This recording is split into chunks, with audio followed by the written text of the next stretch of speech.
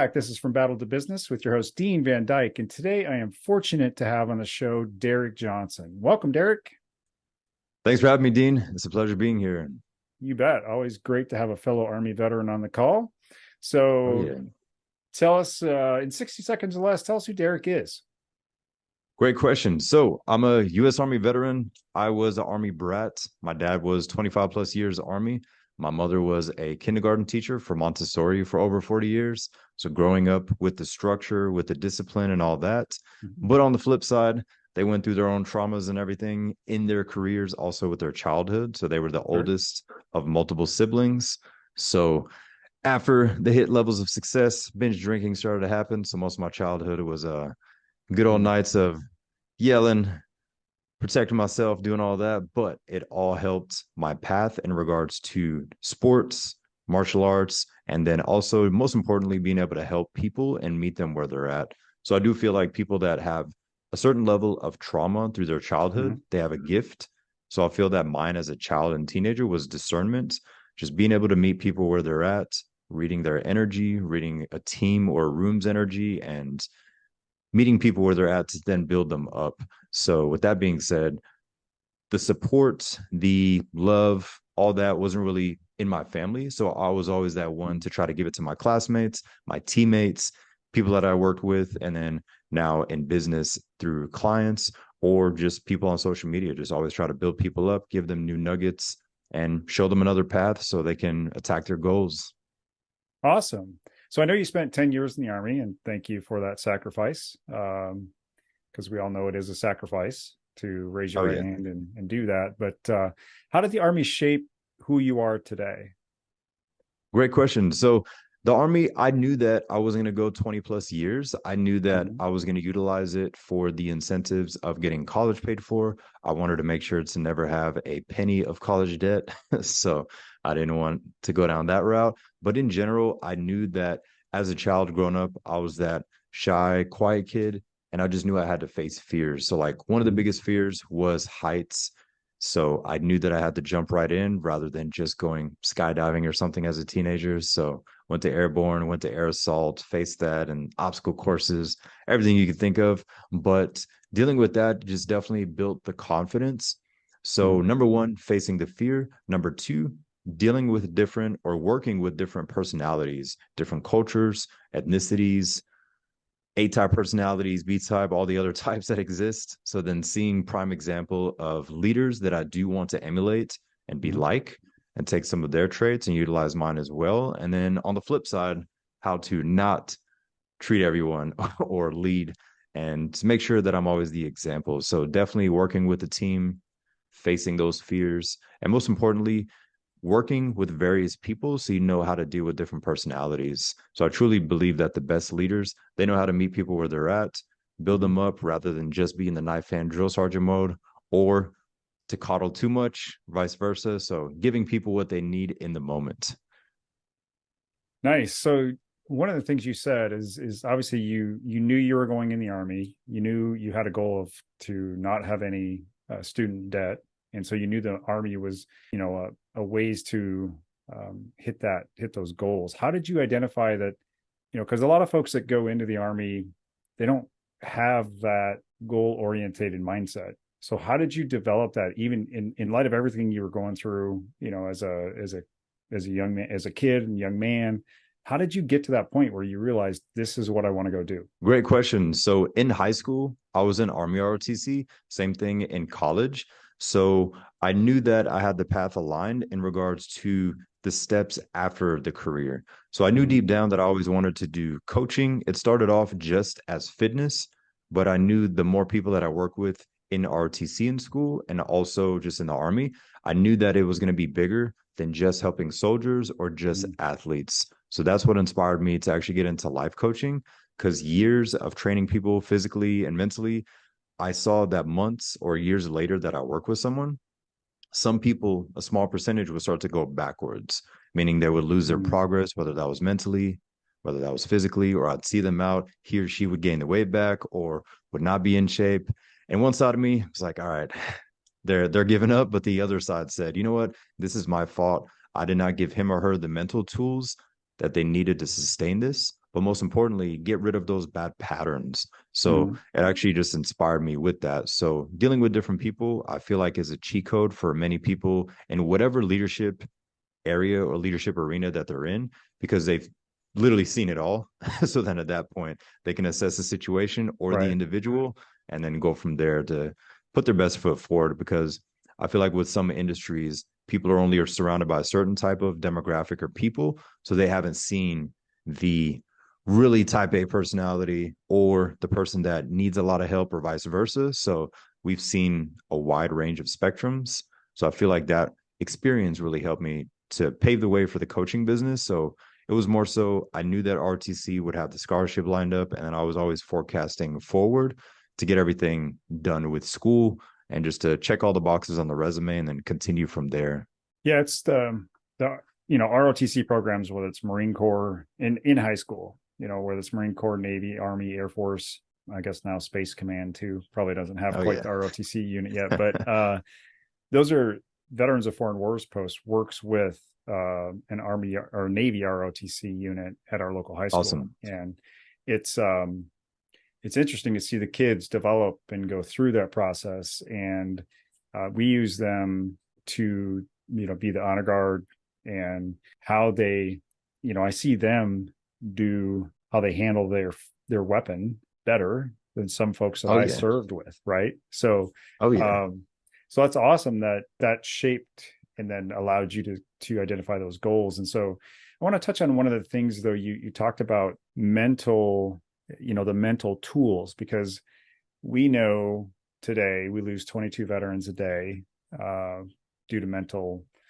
struggles. And so why, and I heard a thought that last week when I was at the conference, because a Marine Corps veteran and I were chatting, and he said, it's really about that sense of or loss of community. So Yes. how do you work with folks that, the behavior of the overweight or the weight is a result of something, right? So Yes. it's and not always. I mean, sometimes there's a physical condition that or a medication that creates it. But why? Or let me back up. So why do you think people struggle with that mental, potentially a mentality, or potentially they, from they're struggling mentally? How do you identify that through your life coaching, and then how do you begin to address that? Because there's behaviors there that I read some of your testimonials and listened to some of them. Phenomenal work. I Congratulations on appreciate it. that. Thank Um, you.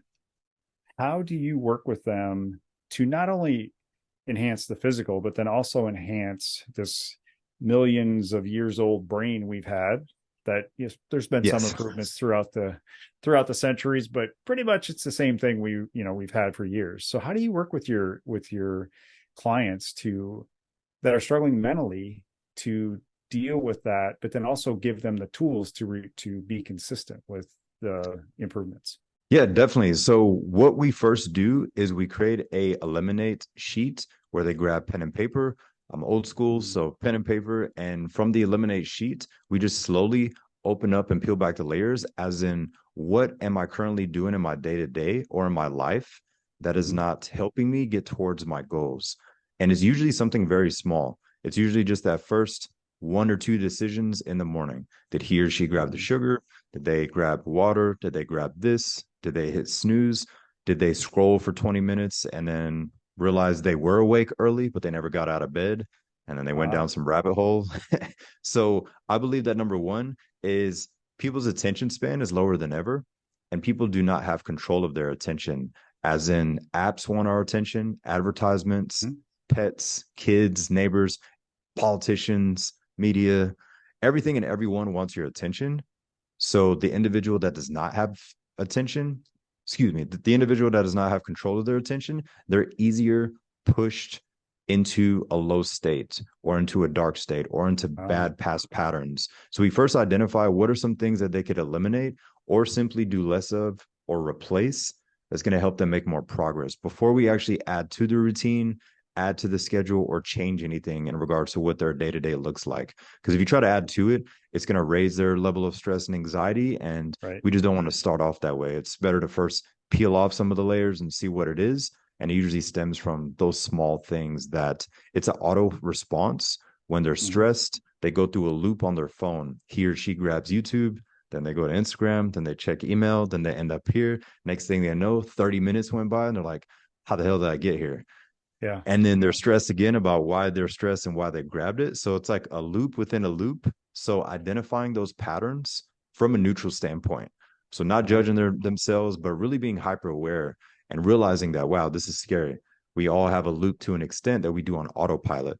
So creating the eliminate sheets, pinpointing what their loops are, Mhm. if it is digital related, sometimes it's different.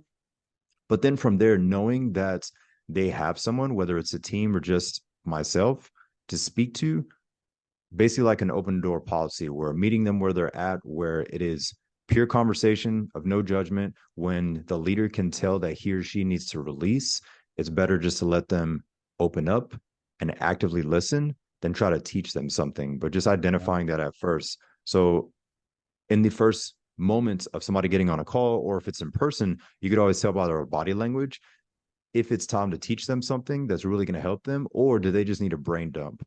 When you're just literally actively listening and you can tell, you're like, you know what, for this 45-minute session, I can tell that there's a lot going on in there. Let's just actively listen, let them release. By the end, Mm. they can breathe. And then we go from there if they're open to learn the next step, whatever that is. But most importantly, is being able to read that individual, building that sheet of elimination to see what we can get rid of, identify their patterns. And sometimes the patterns could stem from the past as well. Maybe they've had Mhm. multiple Right. divorces. Maybe it's significance, whatever their thing is, but helping them to do that. And one of the last things before we dive deep into their programming is I start out everyone off as well with the 6 human needs. You've probably heard of these in regards to Tony Robbins, Les Brown, or many others that speak about the 6 human needs. But essentially, everyone has all six. But if we can identify our order, most important, what is that person's number one? So for this individual, it could be significance. He or she loves to be part of a team.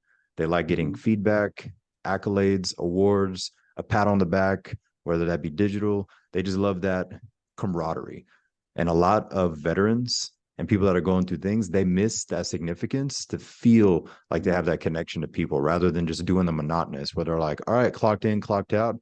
And then they kind of feel numb because there's no Right. purpose that's bigger than themselves. But identifying what that elimination process is, what that consists of, identifying their patterns, and last but not least is identifying what their number one of the 6 human needs is, because then you can use that to your advantage, not in a bad way. But if you know how to approach this individual, you're going to get much better progress. Right. Because let's say, like a sales environment, if somebody has a sales team, not everyone is going to be driven by the commission check. Some people, they're driven by, hey, we're going to give him or her 3 extra days off a month. And they're like, oh, I can have time for my kids or sleep. Some people are just excited Right. by that. Like they don't care about the extra check. That's true. So I'm bringing up that example. So if you could identify what that person's need is and their wants, knowing that everything is tailored to that Mhm. individual and they feel like, wow, somebody is hearing me, somebody's understanding me. Because at the end of the day, every human just wants two things. We want to be heard and understood. And if we don't feel like that we're getting that from a leader or a team, then that's when we start to go backwards or into a low state. But being able to give people what's needed based off of who they are. No, that makes a lot of sense. I think the sense of community, I think we all desire that, right? To be Oh, yeah. whether it's a family or even broader. And I think if you mentioned, if it's, clocking in and out, and for some folks that works, they're the ones that you could definitely rely on to be there. But, it's not why they're there. They're just there because Yes. it helps them achieve what their end goal is. So when you're working with clients and you identify their needs, I absolutely agree. You can create that coaching environment that speaks to that and listens. Yes. We went through an exercise last week to where, it's kind of like we hear 50% if we're not actively listening. I mean, I know we have 2 years, but think about that. If you listen 50% of what your client says, you're not picking up on what they're actually saying. And so I think it's interesting how, what you do and how you do it, you not only assist in the physical realm, but you're also working within the mental realm, which is, it's um, life coaching. I have that as part. it's not a formal part of my business coaching practice, but interestingly enough, I'd love to know what you would tell, what advice would you give your younger self? Great question. I would tell him to keep his faith strong, keep pushing forward, and be more open to gaining knowledge. Keep your faith strong, keep pushing forward, and be more open to gaining knowledge. And I'm saying that because I was the hardhead, I was the athletic kid, I had all A's, I worked hard, and I was like, nobody can tell me I'm the best thing since sliced bread. And I was just like, I'm crushing it. And like, I was here to help people, but I never wanted to listen to teachers, professors, whoever that didn't do what I wanted to do. And at one side, it was motivational, but then the other side, I held myself back from a lot of wisdom or information. So around like 17, that's when I started to shift.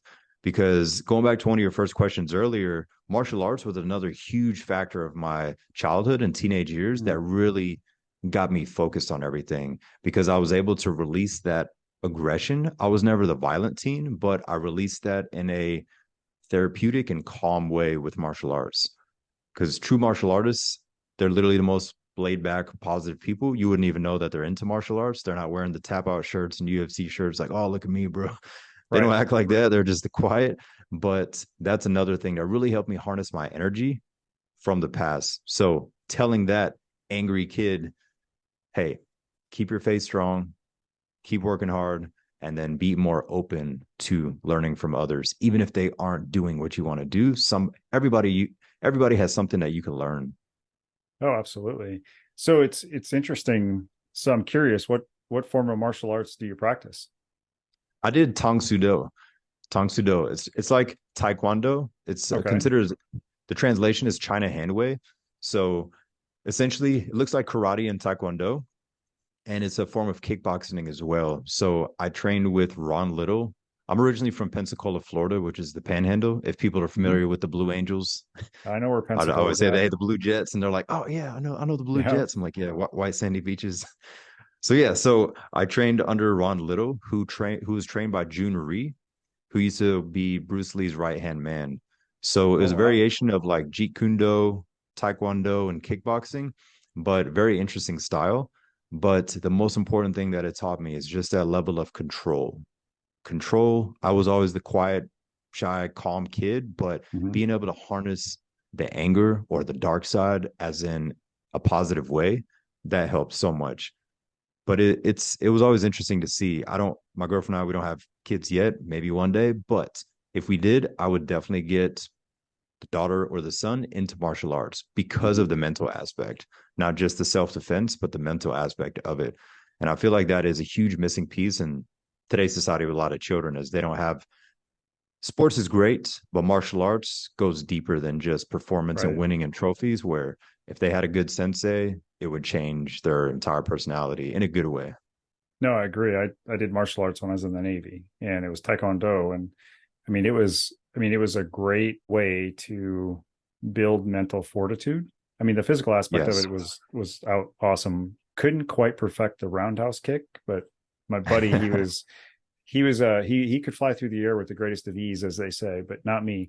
But I did love the mental fortitude that martial arts builds. And it's it's interesting. One of the things, I'm sure as a life coach you run into this a lot, but a lot of times we're not willing to change until the Yes. pain is too great, or the end outcome that we're seeking is greater than what the pain is, and so we move towards that. But we, as you know emotional creatures, because let's face it, we're emotional. Okay.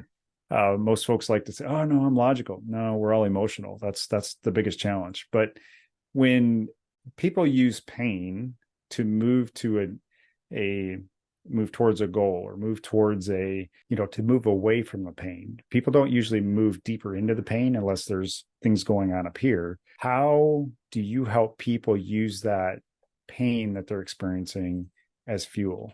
Great question. So, what we identify is one of their biggest goals. So, let's create an example. For one, it might be public speaking. They always feared it. They make great money, they have a good relationship, but they always say, oh, no, so and so at work should do it. Or at my friend's birthday party, I don't want to be the one. And they just don't want the spotlight when it comes to that. But that usually stems from that child being yelled Hmm. at, always being told to shut up. And like they replay that thing in their head, even if they don't think Yeah. of the scenario. It's wild how many people are held back by public speaking just because of how their family or guardian, whoever spoke to them as a child. And that's why they think that stuttering will come back or that shyness, whatever it is. But what we do, we identify what that thing is and we get them out of their comfort zone. One of the biggest suggestions that I make, I'm not an acting coach, but I always recommend that everyone go to improv once a month. Go to Oh, improv wow. once a month to release your inner child. Not just to like go be crazy, but if people aren't familiar with it, if you've ever watched Whose Line Is It Anyway, there's improv for you. So they play a character and everyone is there for the same reason. So there's no crowd. It's usually just like Right. 5 to 20 people max, but it's insane how much that helps every person. The introvert, the extrovert to focus more, to not make everything about themselves, but in general, after the fact, their level of fear of judgment, whether that be self-judgment or others judging them, Hmm. gets diminished. It diminishes, and it's insane how effective that is just by doing that to get out of themselves, to stop thinking so much. So that's one thing that I recommend outside of us identifying exactly what that fear is, but definitely running towards that fear and facing that thing. And it usually is a small thing. For many people nowadays, it's social anxiety, where when I Hmm. was like I'm 33, but when I was growing up, that phrase didn't exist. But nowadays is very common. And it is real. It's real to an extent, especially since quarantine. But we create scenarios for them to go to. So instead of just jumping out of the plane straight forward, we create the scenario and then we slowly build up. So they build that confidence back. So they no longer allow that fear to control them. So identifying that, improv is just a side suggestion or a bonus. And besides that, is small action steps week by week to face that fear, just to stack wins. When they're like, hey, I identified that I did not retreat in said scenario. Mm. I paused, I breathed, and I raised my hand to do that thing with whatever their fear is. Right. But if they can identify those moments rather before they make that decision than after the fact, because usually people are like, I should have done this, or I would have done that. It's always after our lack of action or taking the wrong action, but being able to pause for a moment, assess the situation, and go from there. And it's crazy because it sounds so simple and direct, but again, it goes back to these things. People don't have attention, so that's why they don't make the best decisions because everything is like Agreed. pop, pop, pop, pop, pop, quick, quick, quick. Where we're like, hey, pause, breathe, assess what is the best thing, and going from there. But all that just stems back to rewiring so they Hmm. can create a new pattern. So that way they feel like they have control rather than running this autopilot in various areas in their life. Well, that's, I mean, last week I was at the conference and, our subconscious in, I guess the theory is that we, process 4 billion bits per second in our Yes. subconscious. So those are the patterns that we developed, right? And those are the things that you're trying to do a pattern interrupt. Because it's funny you bring up public speaking because I actually enjoy doing it. I must be my bride calls me weird because she wouldn't do it. She just wouldn't do it, and but she is a similar to your mom. She's been a pre-K teacher for almost 20 years. So Awesome. she can do things there that I couldn't even envision. There's no way you want me in a room full of pre-K or even Oh preschool yeah. kids because yeah, I would need mental fortitude for that one. Oh Um, yeah. so I mean that's great because I absolutely agree with you. It's that pattern interrupt. I was at a training session about a month ago, and instructor was a army vet who had served in Afghanistan and Iraq. And one of the things he does to deal with some of the issues that he has is he actually goes into the inner city and walks through the inner city to deal with some of those things that he has to deal with. So he puts himself in an uncomfortable situation and then Yes. works through that. And that's exactly how you begin to face your fears, right? I can Exactly. remember, you're not going to get me to go into the deep end of the pool until one day I went to the diving boards and I jumped in and then I realized, oh, wow, that was 12 feet deep. That wasn't so bad. But maybe that's probably not a leap most folks should take. But um, I think it's interesting how you help folks work through those fears. You identify them, you work with them to take those small steps. It's progress over perfection, because Oh it's yes, something that I listen to a podcast in the morning, and basically it's stand up, take a step, and repeat. And exactly. that's how I love how you work with your clients to do that. And you got testimonials on your website to that fact. And so that's awesome. I Um, appreciate it. Everything that we literally just focus on is giving people their power back, mhm, where family, their past, society, the economy, politics, whoever and whatever does not have control of their reaction, to give right. people that calmness and that confidence again, where they're like, wow, normally I would flip off the handle on this. I just have control now. And I realized that I was wasting so much energy. So the goal is to only use our full energy and mental bandwidth on the things that we want. And it sounds very straightforward and simple, but every single moment that somebody has clarity and the light bulbs go Mm-hmm. off, those are my favorite moments, because I can tell that he Oh, or she is aware and they're like, huh, that's why this is happening. Boom, that's why this is happening. And I just call it stacking wins. They'll send me a text, hey, I did this or I didn't do this. And then we're just stacking wins. And within 3 weeks, they're just like laser focused. People are like, what are you on? What does your right. coach sell you? Like, he just And ship that's you pre-workout or something? pre-workout. That's some good stuff. And that's what I love about, you talk about stacking wins, and that's really what life is about, right? We're looking to stack those wins. We're looking to continuously improve. And, one of the things that I did quite a few years ago is pretty much, you know, limit any type of news. Um, Good. because it's really there to, like you said, it's really there to get you to react. And it's there Yes. to really focus on your kind of that the part of your brain where it's really, it's like your RAS, right? Just to get that going. And it's interesting, and they know how to do that. I mean, they're Oh not yeah. they're not They're naive, they're right? ex- they're They're experts experts on at it. it. Yeah. And so If that's, yeah, that, I mean, so kudos to you for what you do, and thank you for what you're doing. And so, I appreciate it. to bring this to land the plane, as we say on the carrier. Not that I ever did that, but I've got a tough question for you. What are three books you would recommend to my audience, and why? Great question. So the number one book that holds up my microphone, if people could see, is Outwitting the Devil by Ah, Napoleon Hill. It's hands down my favorite book of all time. I tell people that is like my Bible.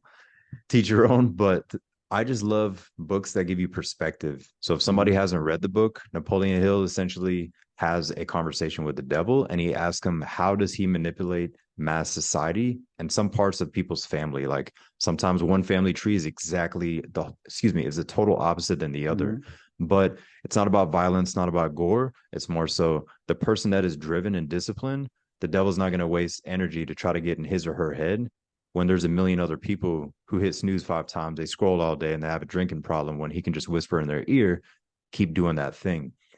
So the book dives deep on that, but it's very interesting, gives you tons of clarity, and it's timeless. A lot of once you read it, you realize almost every self-help book came from this. So definitely one of the that's a good greats. point. That's a good point. Because a lot of self-help books, you read it and you're like, wait a minute, the last one I just read was similar to this one. Oh yeah. So Yeah. number one is definitely Outwitting the Devil by Napoleon Hill. Number two, Screwtape Letters by C.S. Lewis. It is similar to Outwitting the Devil, where essentially it's a very short read as well, but it's very short. But what it is, it's a book of letters that a demon was writing to his nephews and vice versa. And it goes back to the analogy of how do they control and manipulate people, whether it's men Oh, wow. drinking, whether it's this lady who keeps trying to date this guy that's married. Like they hit you with all these scenarios, and it is giving you different perspectives. So they're writing about, hey, we're going to send you to Earth and you're going to go do this thing. But the intent is not to push religion or anything like that. It's just to give you perspective where it says, wow, no wonder people make these decisions. So books and conversations that are like that have always interested me. Perspective hopping is a phrase that I use all the time in normal conversations and with my clients. If you can Mhm. pause for a moment, zoom out, look at your current self from your 10.0, look at your current self from your younger self, and then pop back into the present moment. the individuals that can perspective hop, they always make the best decisions. So books like these, those are definitely my top two. Number three, I would say Relentless by Tim Grover. Relentless by Tim Grover. Mm. If people know Tim Grover, he was Michael Jordan's trainer, Dwayne Wade's and Kobe Bryant. So that tells you everything there. But the relentless mentality to always win and realize that the only people that win top notch and long term, they get Mm-hmm. obsessed with that thing. Not in a bad way, but that's the only way to attack that. So I love the perspective hopping books and then just going all in with that relentless mentality. Like Michael Jordan did. Oh yeah, exactly. Yeah. Amazing, amazing. And now he owns a race car. So he's took a little bit different path. But yeah, no, that's great. So where can my audience go to learn more about Derick and the amazing work you do? I appreciate it. So they could find me on social media at Fit with Derick 2. That's Derick, the correct spelling of Derick. But no, they could just type my name in, Derick Johnson, and it's the same picture on everything. But my whole intent with social media is to plant seeds, make people think, speak about topics that people really don't post about, or if they're about to hit snooze in the morning, they think about a video they saw and they're like, okay, he called me out in that. And the whole intent is to grab their attention and to help people to stop waste their potential and utilize the power that's within them. So that's my whole intent. Plant seeds all day and go from there. Just get under people's skin where they're like, all right, he's talking to me. Let me Nice. tighten up. Love it. I love it. Well, I'll tell you what, I love to give my guests the final words. So I'll give you the final word and then we'll sign off. I appreciate it, Dean. So I challenge everyone to become the man or woman that you would be proud of and see how you can give him or her to the world. Become the man or woman that you would be proud of and see how can you give him or her to the world. It doesn't have to be with business. It doesn't have to be with career. You could choose. But I feel like that's where we're all here. We've all gone through trauma to an extent. We've all seen hell to an extent. So if we can heal ourselves and then help others, everything comes full circle. Wow. Words of wisdom to live by. Thank you so much, Derick. I appreciate it, Dean.